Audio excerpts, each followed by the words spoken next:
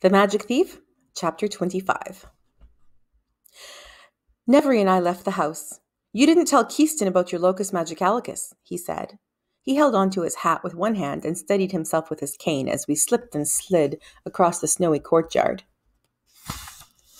buffeted by an icy wind.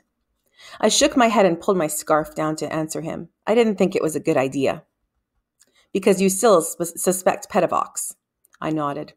Well, boy, you do cling tightly to an idea once it enters your head. So did he. We went down the tunnel stairs, out of the wind. Nevery paced on, me beside him, until we reached the Heart's Ease gate. In the faint light from the mouth of the tunnel behind us, I could see the carving in the stone beneath our feet, the winged hourglass.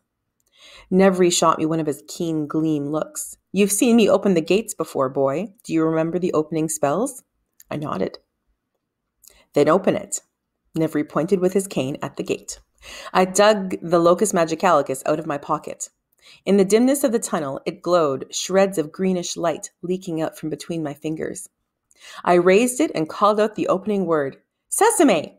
A beam of white bright light exploded from my locus stone, and trailing green sparks crashed into the lock. The gate burst open, leaping back on its hinges, rebounding with a clang from the tunnel wall and slamming shut. Bluish sparks ran twinkling up and down the bars, and the lock spat out a few glowing embers. The tunnel fell silent as the echoes faded away. Nevery shook his head. Humph, he said. Try again. I took a deep breath, told the magic to behave itself, and spoke the opening spell. As before, the bright lights, the crashing, the sparks, but this time, Nevery stuck his knob-headed cane through the opening before the gate could slam shut again. We blasted through all the gates along the tunnel to the Academicos. At the stairs, Nevery leaned on his cane and looked down at me. Now, boy, go to school. I have a meeting to attend at Magister's Hall. Right. He swept away, the tap-tap of his cane on the stone floor echoing down the tunnel. I went up the stairs to the Academicos. Rowan was waiting for me at the top, wrapped in a warm black coat with her gray student's robe peeking out from beneath it. Her head was swathed in a gray and green striped woolen scarf, and the tip of her nose was red. Good morning, Ro, I said. She nodded and fell into step beside me. The freezing wind blew fiercely across the Academicos courtyard. Beyond the island, chunks of ice bobbed by on the surface of the rushing black water of the river. We put our heads down and pushed on. My hands and face felt frozen solid by the time we reached the entryway of the Academicos and went in. The gallery was crowded with gray-robed students, gathered here instead of out in the freezing courtyard, waiting for the first class of the morning to begin.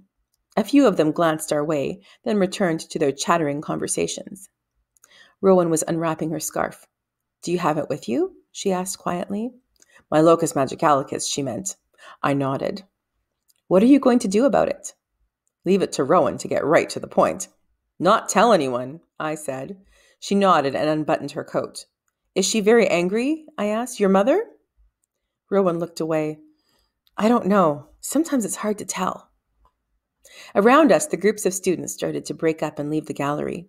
The first class was about to begin. A student bumped into Rowan and apologized. We couldn't talk here. Rowan shrugged and we walked together to the apprentice's classroom, where Periwinkle taught us a spell for lighting candles. I figured I'd be able to use it if I ever needed to turn a candle into a smoldering puddle of wax. When we came out of the classroom, a worried Brumby was waiting. The Duchess, he said, had sent for me. I've contacted Nevery, but he is busy at Magister's Hall and asked me to pass on to you a few words of advice. The first one I'm not sure I understand. He says to tell you that the Duchess is like a puzzle lock. Tricky, Nevery meant. Be careful and don't trust her. I slipped my hand into my coat pocket just to check on my locus magicalicus, though I knew it was there. His second request is that you don't do any magic. And next, don't tell her anything. I don't know anything, Brumby. Ah, well, perhaps Nevery thinks you do. He wrung his hands. And last, he said to come home to Heart's Ease when she's finished with you. It sounded like he thought the Duchess was going to eat me for dinner. Nevery's Journal. Arrived at Magister's Hall, went into meeting. Pedavox not present. Just as well as man annoys me to no end. Magisters asked about my research on magical decay. Told them about possible precedent, the lost mountain city of Arianvar. We have found textual evidence, I said. The loss of magic in Arianvar was precipitous. The city was abandoned in a matter of weeks. Told them that, when I have completed my gauge, I should be able to report further on the situation and what exactly we might do about it. Much work to do before then. Note to self, must remember to speak to boy about dangers of jewel locust stones.